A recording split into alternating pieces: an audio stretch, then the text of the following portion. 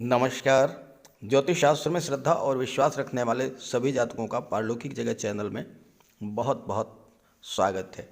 6 दिन पूर्व वर्ष 2023 की शुरुआत हो चुकी है और वर्ष 2023 को लेकर आपके मन में बहुत सारे प्रश्न हैं, बहुत अधिक उत्सुकता है और आप लोगों ने कमेंट करके अनुरोध किया है कि वर्ष 23 को लेकर एक एक्सक्लूसिव वीडियो अपलोड करें, जिससे कम से कम ये जानकारी रहे कि वर्ष 2023 में कौन कौन सी घटनाएं प्रमुख रूप से घटित होने वाली हैं, ताकि उसी के अनुसार पहले से प्लानिंग करके उसका लाभ लिया जा सके। तो इसी बात को दृष्टिगत रखते हुए इस वीडियो में चर्चा करेंगे उन 10 प्रमुख घटनाओं के बारे में जो आपकी कुंडली में ग्रहों के गोचर के आधार पर घटित हो सकती हैं।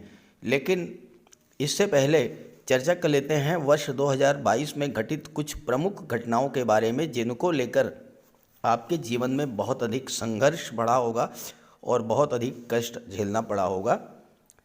क्योंकि जब आप पास्ट की घटनाओं के कारणों को समझकर सावधान रहेंगे, पिछले साल आपके साथ किन किन योगों के बनने पर क्या क्या समस्याएं आईं, कौन कौन सी घटनाएं घटित हुईं, जब आप इस बात को समझ लेंगे तो 2023 में उसी तरह का योग जब बनेगा तो आप पहले से ही सतर्क रहेंगे और अपनी सुरक्षा कर लेंगे और साथ ही साथ अच्छे योगों का लाभ भी प्राप्त कर सकेंगे। ये विश्लेषण आपकी चंद्र राशि के आधार पर किया जा रहा है और वीडियो के अंत में मैं आपको ग्रहों के उपाय भी बताऊंगा। और दूसरी महत्वपूर्ण बात यह है कि मैंने अपना व्हाट्सएप नंबर तो शेयर कर दिया है, लेकिन अब तक लगभग 7,000 प्रश्न प्राप्त हो चुके हैं। अब इतने प्रश्नों का एक साथ रिप्लाई करना संभव नहीं है, लेकिन मेरा प्रयास यही रहेगा कि कम से कम 10 महत्वपूर्ण प्रश्नों को रिप्लाई किया जा सके। और दूसरी बात, मेरा व्हाट्सएप नंबर आपको डिस्क्रिप्शन बॉक्स में मिल जाएगा। इसके अलावा कमेंट बॉक्स में किसी अनजान व्यक्ति के द्वारा दिए गए नंबर पर भूल करके भी संपर्क मत कीजिएगा, आपके साथ फ्रॉड हो सकता है। चलिए वीडियो शुरू करते हैं। तो पहले बात करते हैं 2022 में बने हुए कुछ ऐसे योगों के बारे में जिनके कारण आपको बहुत अधिक कष्ट झेलना पड़ा होगा। देखिए, 27 जून को मंगल का राशि परिवर्तन हुआ और 27 जून से 10 अगस्त तक मंगल का गोचर मेष राशि में था और मेष राशि में राहु का गोचर पहले से ही था। तो राहु और मंगल जब एक साथ होते हैं तो अंगारक योग बनता है। अंगारक योग वो योग है जो हर चीज को जला करके राख कर देता है। अत्यधिक क्रोध का कारक होता है अंगारक योग। चूंकि राहु भी साथ में है तो राहु के कारण किसी बात को लेकर भ्रम की स्थिति बनी होगी, गलत फहमी बढ़ी होगी और अचानक से क्रोध आया होगा। और राहु किसी भी चीज़ को बहुत अधिक बढ़ा देते हैं, तो क्रोध और उग्रता अचानक से बहुत ज़्यादा बढ़ गई होगी। बहुत तेज, बहुत तीव्र क्रोध आपको आया होगा और हो सकता है कि क्रोध और उग्रता के कारण कोई ऐसी घटना घट गई हो जिससे आपका काम तो बिगड़ ही गया होगा। कोर्ट कचहरी की नौबत भी आई होगी और हो सकता है कि गुस्से में आपने कोई ऐसा डिसीजन ले लिया हो जिस पर आपको बाद में बहुत अधिक पछताना भी पड़ा होगा। अत्यधिक मानसिक तनाव और आर्थिक संकट की स्थिति से गुजरे होंगे।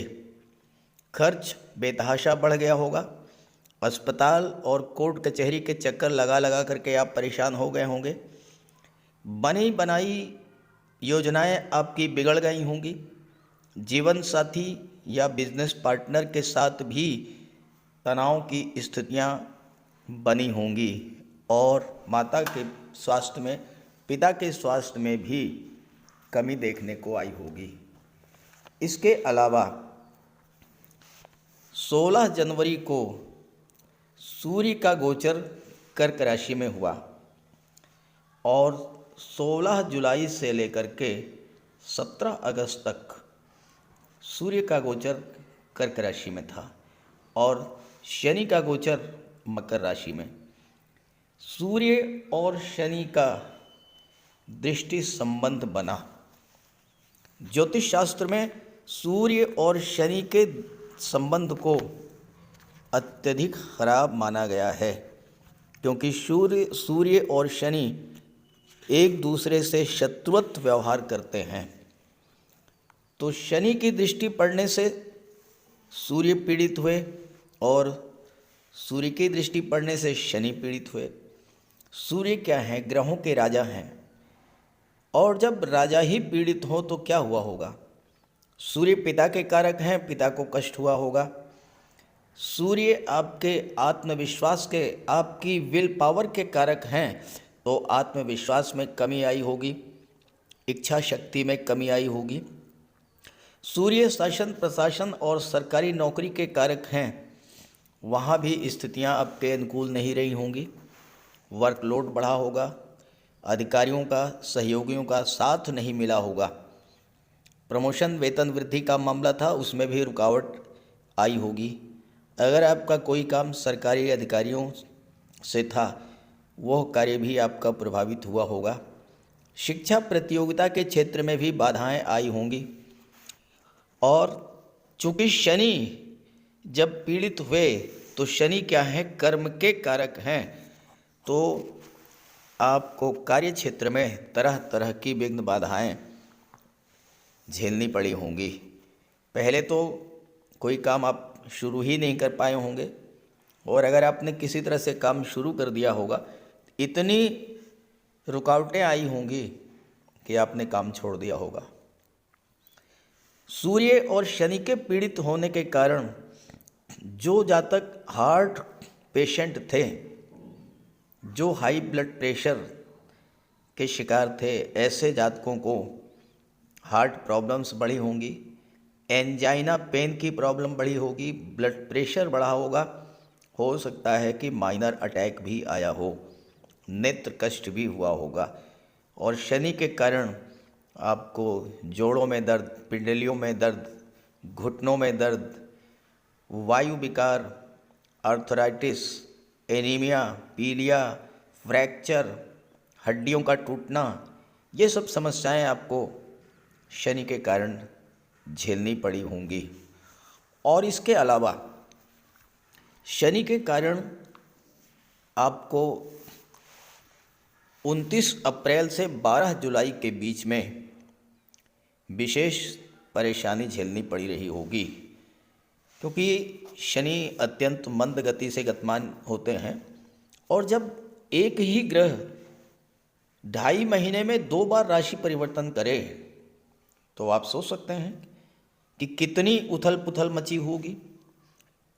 29 अप्रैल को शनि ने राशि परिवर्तन किया, मकर राशि से चले गए कुंभ राशि में, और 12 जुलाई को वापस आ गए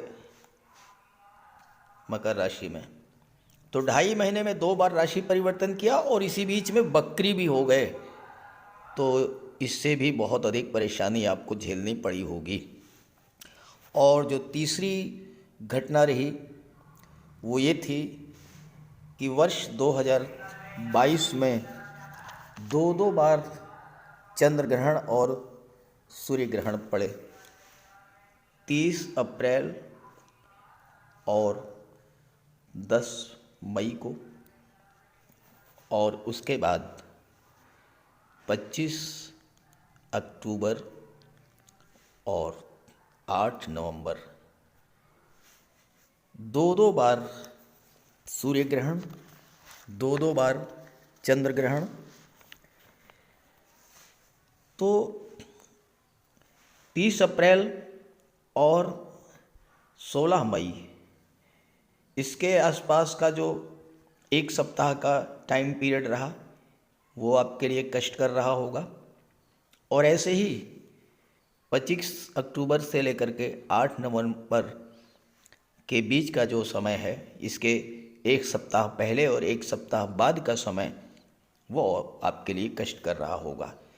तो ये तो कुछ प्रमुख घटनाओं के बारे में मैंने चर्चा की है। अब बात करते हैं 2023 में ऐसी कौन सी 10 घटनाएं हैं जो आपके साथ घटित होने के प्रबल योग बनते हैं। वर्ष 2023 की पहली महत्वपूर्ण घटना जनवरी 2023 में घटित होगी। बुध का गोचर कुंडली के दशम भाव में होगा 7 फरवरी तक। यहाँ पर बुध जो हैं पूरे जनवरी के माह में और 7 फरवरी तक कुंडली के दशम भाव में ही गोचर करेंगे। दशम भाव से आपके जॉब, कैरियर, प्रोफेशन का विचार किया जाता है। और महत्वपूर्ण बात यह है कि बुध राहु से त्रिकोण पर हैं। देखिए, आप काउंट कीजिए, 1 2 3 4 5 6 7 8 9। राहु से नवम स्थान पर बुध हैं, बुध से पंचम पर राहु हैं। 1 2 3 4 5। जब दो ग्रह एक दूसरे से त्रिकोण पर होते हैं, एक दूसरे को एक्टिवेट कर देते हैं, तो यहाँ पर राहु भी एक्टिवेट होंगे और बुध भी एक्टिवेट होंगे। दोनों ही ग्रह एक दूसरे के मित्र हैं, एक दूसरे की पावर को, एक दूसरे की क्षमता को बढ़ाएंगे। कार्य क्षेत्र में बहुत बड़ा बदलाव होने का योग बनेगा। आप नया व्यापार व्यवसाय शुरू कर सकते हैं। साथ ही साथ बुध चौथे भाव के भी स्वामी हैं और 7वें के भी स्वामी हैं। तो 7 फरवरी तक आपके विवाह के भी योग बनेंगे। घर परिवार में सुख सुविधा के साधन भी आएंगे। वाहन मकान का भी क्रय करने का योग बनेगा। लव रिलेशंस भी बहुत स्ट्रांग होंगे और वो मैरिज में भी कन्वर्ट हो सकते हैं 7 फरवरी तक, क्योंकि राहु अचानक से घटनाओं को घटित करा देते हैं।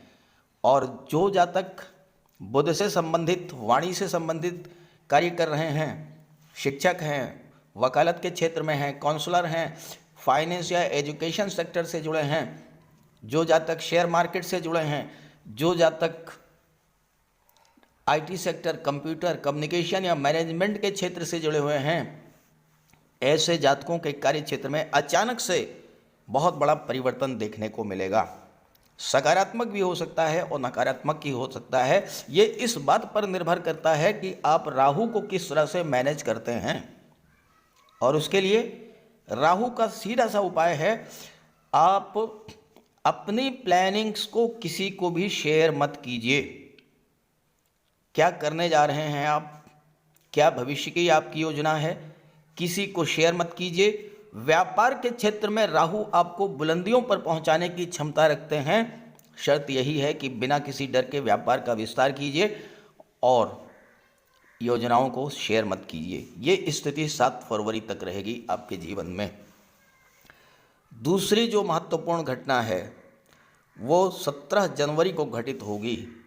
17 जनवरी को शनि राशि परिवर्तन करेंगे और कुंडली के 12वें भाव में गोचर करेंगे और 13 फरवरी तक ये स्थिति बनेगी। 13 फरवरी आप डेट नोट कीजिए। शनि 12वें भाव में हैं और लाभ के भाव के स्वामी हैं। 12वें भाव में खर्च को बढ़ाएंगे, लेकिन लाभ होगा कहाँ से? विदेश से। विदेशी व्यापार के लिए, विदेश से धन प्राप्त करने के लिए, विदेश में जाकर के सेटल होने के लिए 17 जनवरी से 13 जनवरी तक का बहुत प्रबल योग बनेगा। और तीसरी जो महत्वपूर्ण घटना है उसके लिए आपको मानसिक रूप से तैयार रहना होगा, अपनी तैयारी करनी होगी, स्वास्थ्य का विशेष ध्यान रखना होगा। और ये घटना घटित होगी 13 फरवरी से लेकर के 15 मार्च के बीच में। सूर्य का गोचर 12वें भाव में होगा। यहाँ पर शनि और सूर्य दोनों ही, जो कि एक दूसरे के प्रबल शत्रु हैं, एक साथ युति बना करके बैठेंगे। और दो शत्रु ग्रह जब 12वें भाव में बैठेंगे तो 12वां भाव तो वैसे ही खराब भाव माना जाता है। खर्चे अचानक से बहुत बढ़ जाएंगे, खर्चों पर आपको नियंत्रण रखना होगा।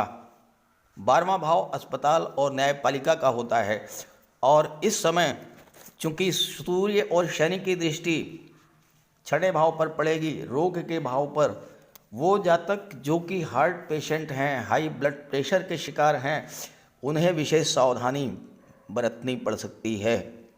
एंजाइना पेन बढ़ सकता है, हो सकता है कि कोई माइनर अटैक भी आ जाए, नेत्र कष्ट भी बढ़ेगा और शनि के कारण आपको अर्थराइटिस की प्रॉब्लम हो सकती है, जोड़ों में दर्द हो सकता है, घुटनों में दर्द हो सकता है, वायु विकार बढ़ सकता है, एनीमिया, पीलिया, फ्रैक्चर हो जाना, हड्डियों का टूटना, ये सब दिक्कतें आपके सामने आ सकती हैं।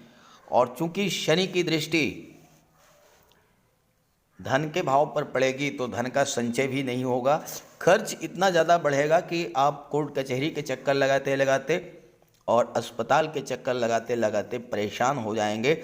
13 फरवरी से 15 मार्च तक आपको विशेष ध्यान रखना है, वाणी पर नियंत्रण रखना है, स्वास्थ्य का विशेष ध्यान रखना है और खर्चों पर नियंत्रण रखना है।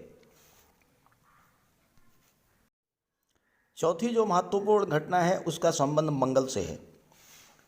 मंगल का गोचर 10 मई को कर्क राशि में होगा। 10 मई से और 1 जुलाई तक मंगल पंचम भाव में गोचर करेंगे। पंचम भाव संतान का होता है, शिक्षा का होता है। तो यहाँ पर गर्भवती माताओं को विशेष सावधानी बरतनी होगी, क्योंकि मंगल ब्लड और सर्जरी के कारक होते हैं और संतान की प्राप्ति अगर होती है तो वो सीजेरियन ऑपरेशन के द्वारा होगी, इस बात के प्रबल योग हैं। और दूसरी बात, यहाँ पर गोचर करते हुए मंगल की चौथी दृष्टि अष्टम भाव पर पड़ेगी। मंगल दुर्घटनाओं के कारक होते हैं, अष्टम भाव आकस्मिक घटनाओं का कारक होता है। तो 10 मई से 1 जुलाई तक वाहन चलाते समय आपको विशेष सावधानी बरतनी होगी। हालांकि छात्रों के लिए मंगल का गोचर बहुत अच्छा होगा, क्योंकि मंगल की दृष्टि लाभ के भाव पर पड़ेगी और छठे भाव के स्वामी सूर्य हैं।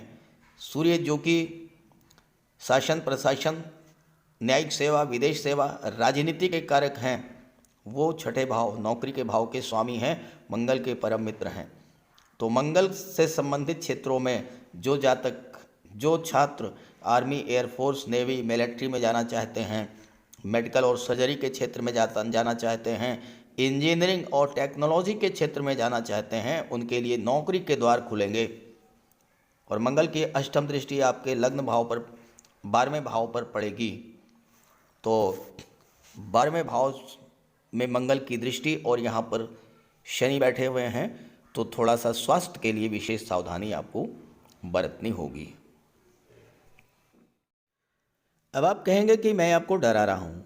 देखिए, मैं डरा नहीं रहा हूँ, मैं आपको सावधान कर रहा हूँ। अब आइए बात करते हैं 2023 में मिलने वाले लाभों के बारे में, धन के बारे में, संतान के बारे में, विवाह के बारे में। ज्योतिष शास्त्र में शुक्र और देवगुरु बृहस्पति 2 ऐसे ग्रह हैं जो सर्वाधिक शुभ और सौम्य ग्रह माने गए हैं, और दोनों ही धन के कारक हैं, विवाह के कारक हैं और संतान के कारक हैं। जब भी ये दोनों ग्रह एक साथ युति बना करके बैठते हैं या परस्पर दृष्टि संबंध रखते हैं या एक दूसरे से त्रिकोण पर होते हैं, उस समय धन प्राप्ति का योग बनता है, उस समय विवाह का योग बनता है, उस समय संतान प्राप्ति का योग बनता है। तो 5वीं महत्वपूर्ण भविष्यवाणी वो देवगुरु और शुक्र को लेकर के है। आप डेट्स नोट कीजिए, उसी के अकॉर्डिंग आप अपनी तैयारी कीजिए। 15 फरवरी से 12 मार्च, 15 फरवरी से और 12 मार्च शुक्र का गोचर कुंडली के धन के भाव में होगा और यहाँ पर गुरु और शुक्र की युति बनेगी। 15 फरवरी से 12 मार्च के बीच में शुक्र का गोचर मीन राशि में होगा और शुक्र आपके लग्न भाव में बैठेंगे। यहाँ पर शुक्र और गुरु की युति बनेगी और आपके लिए विवाह के, धन प्राप्ति के योग बनेंगे। गुरु और शुक्र की दृष्टि पड़ेगी सप्तम भाव पर, तो दाम्पत्य सुखों में भी वृद्धि होगी, लव रिलेशंस को स्ट्रॉन्ग करेंगे और आपके विवाह के योग भी बनेंगे। 15 फरवरी और 12 मार्च का समय बहुत ही महत्वपूर्ण होगा आपके लिए। इसके बाद देवगुरु राशि परिवर्तन कर लेंगे और 21 अप्रैल को देवगुरु कुंडली के धन भाव में गोचर करेंगे। और शुक्र की बात करें तो शुक्र 7 जुलाई से और 7 अगस्त सिंह राशि में गोचर करेंगे कुंडली के छठे भाव में, और देवगुरु से त्रिकोण पर होंगे 1 2 3 4 5। तो जब कोई दो ग्रह एक दूसरे से त्रिकोण पर होते हैं, एक दूसरे को एक्टिवेट कर देते हैं, तो उस समय दोनों के बल में वृद्धि होती है और दोनों एक दूसरे को सपोर्ट करते हैं। दोनों ही ग्रहों से संबंधित लाभ आपको मिलते हैं। अब यहाँ पर जब शुक्र आएंगे तो शुक्र की दृष्टि शनि पर पड़ेगी और शनि की दृष्टि शुक्र पर पड़ेगी। अब दो प्रबल मित्र भी एक साथ एक दूसरे पर दृष्टिपात कर रहे हैं। कितना अद्भुत संयोजन बनेगा। गुरु और शुक्र एक दूसरे से त्रिकोण पर हैं। शनि और शुक्र एक दूसरे से परस्पर दृष्टि संबंध बना रहे हैं। तो धन का योग, विवाह का योग, संतान का योग तो बनेगा ही, विदेश जाने का योग भी बनेगा। विदेशी व्यापार के लिए ये समय बहुत ही उपयुक्त रहेगा। विदेश से धन की वर्षा होगी, कार्यों का विस्तार होगा। खास करके अगर आप कला के क्षेत्र से जुड़े हुए हैं तो आपको विदेश में जाकर के कोई स्टेज प्रोग्राम प्रदर्शन देने का भी अवसर प्राप्त हो सकता है। अपनी कला के प्रदर्शन के लिए आप विदेश भी जा सकते हैं। और तीसरी डेट भी आप नोट कीजिएगा, 30/11 से लेकर के और 25/12, ये 3 योग बनेंगे। 3 कालखंड आपके जीवन में 2023 में आएंगे, जब आपके लिए धन के, विवाह के, संतान के योग बनेंगे। शुक्र का गोचर अष्टम भाव में होगा और यहाँ पर देखिए शुक्र अपनी ही राशि में गोचर कर रहे हैं। देवगुरु और शुक्र का दृष्टि संबंध बनेगा और इस स्थिति में आपको गुप्त धन की प्राप्ति करा देंगे शुक्र। साथ ही साथ धन का संचय होगा। आप प्रॉपर्टी में, गोल्ड में, शेयर्स में निवेश करेंगे। साथ ही साथ जो जातक रिटायर्ड गवर्नमेंट पर्सन हैं उनके लिए पेंशन, ग्रेच्युटी, बीमा, इन सब का लाभ मिलेगा। गुप्त धन के रूप में आपको शेयर से लाभ मिल सकता है, कोई पैतृक संपत्ति मिल सकती है। और गुरु की दृष्टि पड़ने से सबसे बड़ी बात जो होगी वो ये होगी कि आपको दैवी सपोर्ट मिलेगा। आप पर ईश्वर की विशेष कृपा रहेगी 30 नवंबर से 25 दिसंबर के बीच। इस समय का जो तीनों कालखंड मैंने आपको बताए हैं, इसका आप पूरा लाभ उठाइए। धन की प्राप्ति, विवाह और संतान की प्राप्ति, साथ ही साथ विदेश गमन और विदेश से धन। छठवीं भविष्यवाणी छात्रों को लेकर के है। देखिए, ज्योतिष शास्त्र में मंगल, सूर्य और गुरु, इन्हें नौकरी का कारक माना जाता है। अब पहले आप ये समझ लें इनका क्षेत्र क्या है, ताकि बार बार उसको रिपीट ना करना पड़े। सूर्य से संबंध है शासन प्रशासन का, न्यायिक सेवा का, विदेश सेवा का और सरकारी नौकरी का। गुरु का संबंध है ज्ञान से, गुरु का संबंध है शिक्षा से, गुरु का संबंध है सलाहकार, सलाह देना, काउंसलर। और मंगल का संबंध है सैन्य क्षेत्र, army, air force, military, navy, police विभाग, मेडिकल और सर्जरी, टेक्निकल फील्ड और इंजीनियरिंग। और इसी के साथ साथ फायर रिलेटेड वर्क्स, गेम्स और स्पोर्ट्स, ये सब मंगल के क्षेत्र में आते हैं। और जहाँ तक बुध की बात है तो बुध तो ऑलमोस्ट गुरु के साथ रहेंगे या सूर्य के साथ रहेंगे। तो बुध भी banking sector, finance sector, education sector, IT sector, communication, computer management, इन सब क्षेत्रों के कारक बनते हैं। अब मैं इस चीज़ को बार बार रिपीट नहीं करूँगा। अब मैं बताऊँगा कि जब इन ग्रहों का, सूर्य, मंगल और गुरु, इनका संबंध बनता है, चाहे वो दृष्टि संबंध हो, चाहे वो एक दूसरे से त्रिकोण पर हो, उस समय अगर आपने एफर्ट्स किए और आपकी कुंडली में सूर्य, मंगल या गुरु या बुध मजबूत स्थिति में हुए तो सरकारी नौकरी का प्रबल योग बनता है। अब आपने ये बात समझ ली होगी। अब आइए बात करते हैं कि किन किन डेट्स में ये योग बन रहे हैं। देखिए, जो पहला योग है वो है 14 जनवरी से 13 फरवरी। 14 जनवरी से लेकर के और 13 फरवरी सूर्य का गोचर मकर राशि में होगा। सूर्य लाभ के भाव में गोचर करेंगे और अति विशिष्ट कारक होते हैं 11वें भाव में, यानी 11वें भाव के प्रभाव को अत्यधिक बढ़ा देते हैं। और सूर्य की दृष्टि पंचम पर पड़ेगी जो कि शिक्षा का भाव होता है। सूर्य छठे भाव के स्वामी हैं जो कि नौकरी का भाव होता है। तो 14 जनवरी से 13 फरवरी तक सूर्य से संबंधित क्षेत्रों में नौकरी का प्रबल योग बनेगा। दूसरी बात, 14 जनवरी से 13 फरवरी के बीच में मंगल का गोचर पराक्रम भाव में होगा, मार्स, और ये सूर्य से त्रिकोण पर है मंगल। 1 2 3 4 5 सूर्य से मंगल त्रिकोण स्थान पर हैं और मंगल की दृष्टि भाग्य भाव पर है और मंगल भाग्य भाव के स्वामी भी हैं। तो वो जातक जो मंगल से संबंधित क्षेत्रों में एफर्ट्स कर रहे हैं उनके लिए सफलता का प्रबल योग बनेगा। दूसरा टाइम पीरियड आप नोट कीजिए, 14 अप्रैल से लेकर के और 15 मई,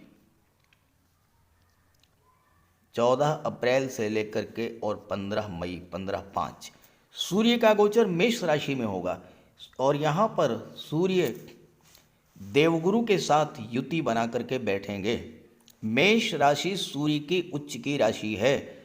तो 14 अप्रैल से 15 मई तक सूर्य और गुरु की युति बनेगी। और जैसा मैंने बताया शुरू में कि जब इन ग्रहों की युति बने, दृष्टि संबंध बने या त्रिकोण पर हों तो सफलता के योग बनता है। और अगली डेट नोट कीजिए, 17 जुलाई से 17 अगस्त, 17 जुलाई से लेकर के 17 अगस्त, इस टाइम पीरियड में सूर्य का गोचर कर्क राशि में होगा और मंगल 1 जुलाई से 18/8 तक छठे भाव में गोचर करेंगे। अब आप देखिए, सूर्य मंगल प्रबल मित्र हैं, सूर्य राजा हैं, मंगल सेनापति हैं। सूर्य शिक्षा के क्षेत्र में हैं, मंगल नौकरी के भाव में बैठे हैं। सूर्य की दृष्टि लाभ के भाव पर, मंगल की दृष्टि विदेश भाव पर। ये समय सूर्य से संबंधित, मंगल से संबंधित क्षेत्रों में नौकरी पाने का और साथ ही साथ विदेश में नौकरी पाने का प्रबल योग बनाएगा। और इसके पश्चात जो अंतिम डेट है वह है 16 दिसंबर को सूर्य का गोचर धनु राशि में होगा और दशम भाव में सूर्य दिग्बली होते हैं। इस समय गवर्नमेंट जॉब मिलने का प्रबल योग बनेगा। तो ये जो डेट्स मैंने बताई है, इन डेट्स पर जो योग बन रहे हैं उनके आधार पर अगर आपने परिश्रम किया तो निश्चित रूप से सफलता के योग बनेंगे। सातवीं जो भविष्यवाणी है वो मंगल को लेकर के है। विशेष सावधान रहना होगा इस गोचर काल में। मंगल का गोचर कर्क राशि में होगा 10 मई को। 10 मई से लेकर के और 1 जुलाई तक मंगल कर्क राशि में रहेंगे और पंचम भाव में संतान का विचार किया जाता है। 10 मई से 1 जुलाई तक गर्भवती माताओं को विशेष रूप से सावधानी बरतनी होगी जो मीन राशि की हैं, क्योंकि मंगल ब्लड और सर्जरी के कारक हैं। तो मंगल के प्रभाव से अगर संतान की प्राप्ति होती है तो ऑपरेशन के द्वारा होगी, इसके योग बनते हैं। दूसरी बात, मंगल जब पंचम भाव में गोचर करते हैं तो संतान के लिए कष्टकारी होते हैं। तो अपनी संतान को लेकर के भी आपको विशेष सावधान रहना होगा। यहाँ पर गोचर करते हुए मंगल की दृष्टि पड़ेगी अष्टम भाव पर।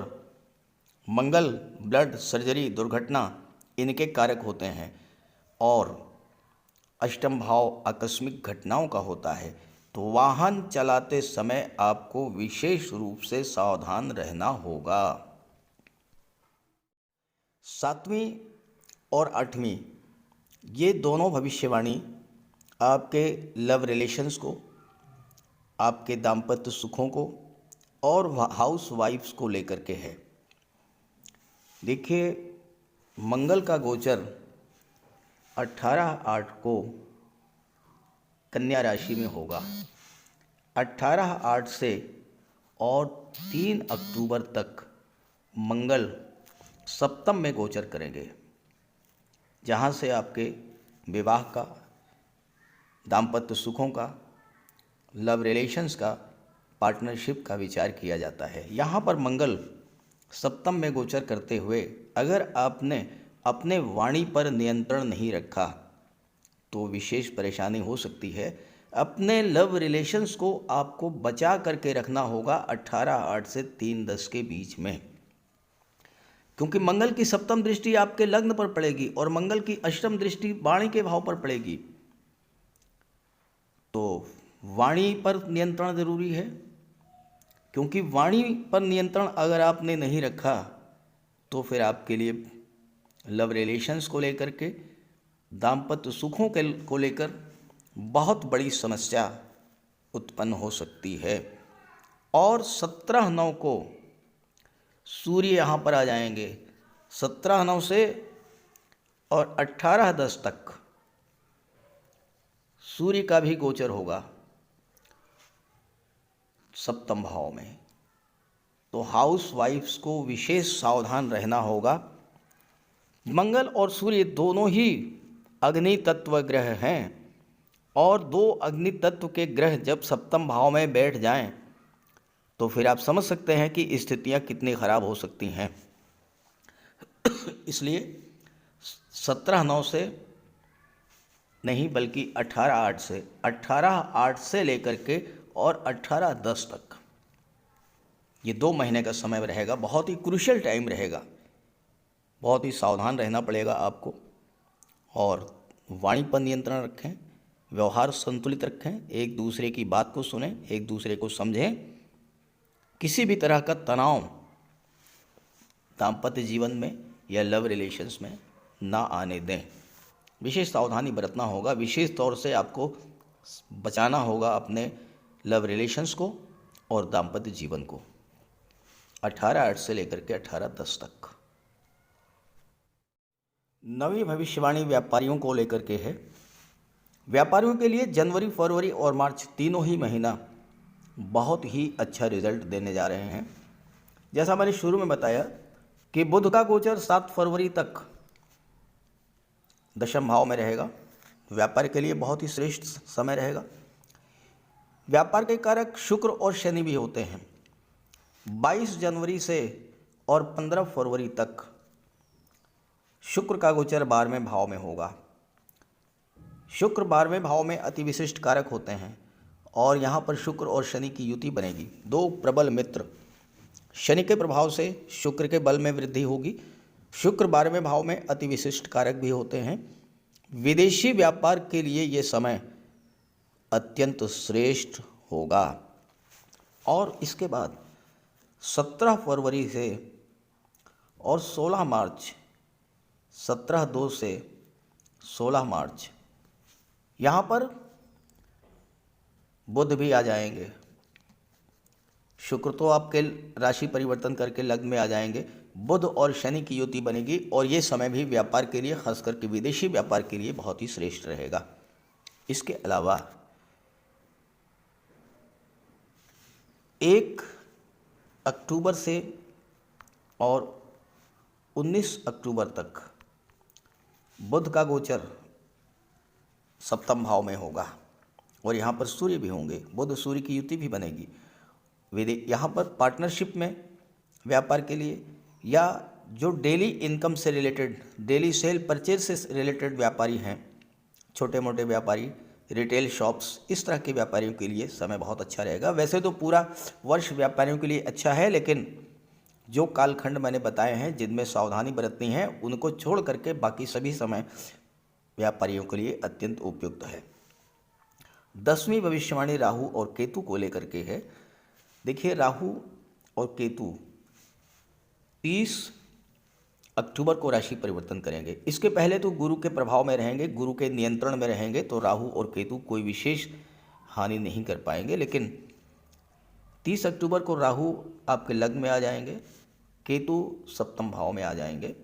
यहाँ पर राहु और केतु आपके मन में भ्रम पैदा कर सकते हैं, गलत फहमी पैदा कर सकते हैं, तो थोड़ा सा सावधान रहना होगा। राहु का और केतु का विशेष उपाय आप कर लीजिएगा।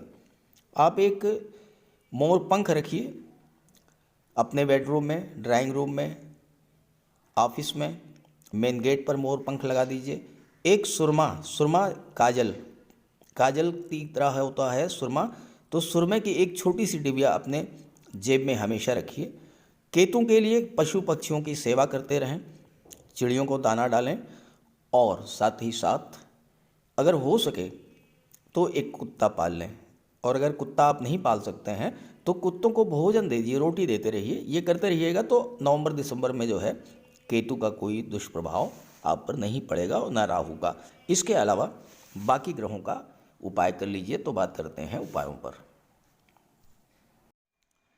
कुंडली में देवगुरु बृहस्पति का बहुत ही महत्वपूर्ण स्थान है, क्योंकि देवगुरु कुंडली के पंचम और नवम भाव के कारक होते हैं। पंचम भाव से संतान का विचार किया जाता है, शिक्षा का विचार किया जाता है, और नवम भाव से भाग्य का विचार किया जाता है। गुरु ग्रह भाग्य के लिए जिम्मेदार माने जाते हैं, और किसी भी कार्य की सफलता के लिए देवगुरु का मजबूत होना बहुत ज़रूरी है।